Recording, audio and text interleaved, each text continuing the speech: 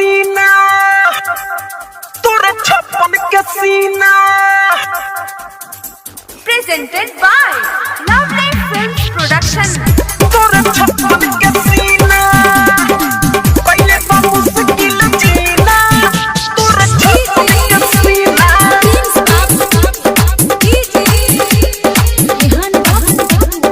छप्पन के सीना तोरे छप्पन के सीना।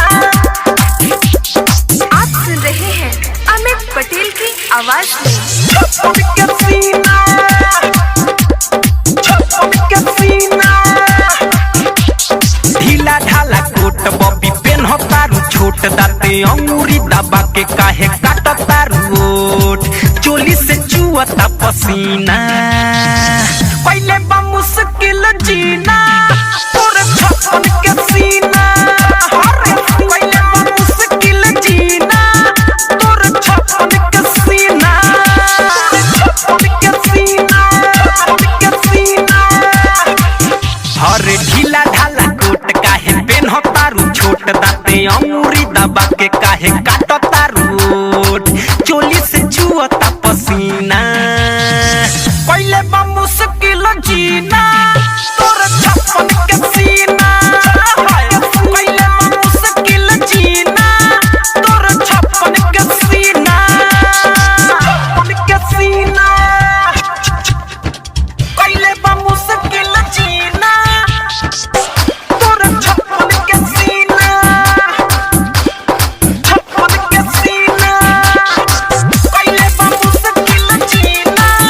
तोरे छप्पन के सीना तोरे छप्पन के सीना पहले बा मुश्किल जीना। तोरे छप्पन के सीना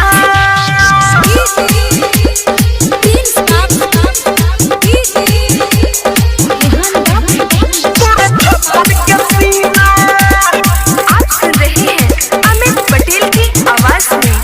हाँ हमके तू बारू पसंद छुए द गोरे बदन ऐसे न माना कर तनी सा राख द न मन। ए हमके तू बारू पसंद छुए द गोरे बदन ऐसे न माना कर तनी सा राख द न मन। लागे लूटा पटेन हसीना पहले बा मुश्किल जीना। तोरे छप्पन के सीना पहले बा मुश्किल जीना। तोरे छप्पन के सीना छप्पन के सीना छप्पन के सीना। खुशबू रिकॉर्डिंग स्टूडियो कहला बिशनपुरा बाजार। मिक्स बाय इमाम बाबू।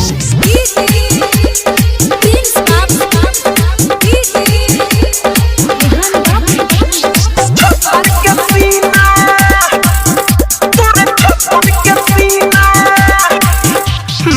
कमर का मानी तोहार देखी के हो जाई मार।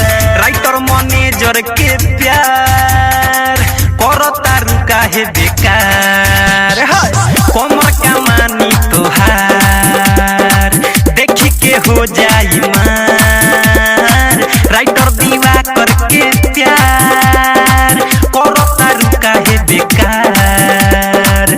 मिली मरद कहीं ना पहले बा मुश्किल जीना। तोरे छप्पन के सीना पहले बा मुश्किल जीना। तोरे छप्पन के सीना। अरे ढीला ढाला कोट काहे पेन हो तारू छोट दाते अंगूरी दबा के काहे काट तारू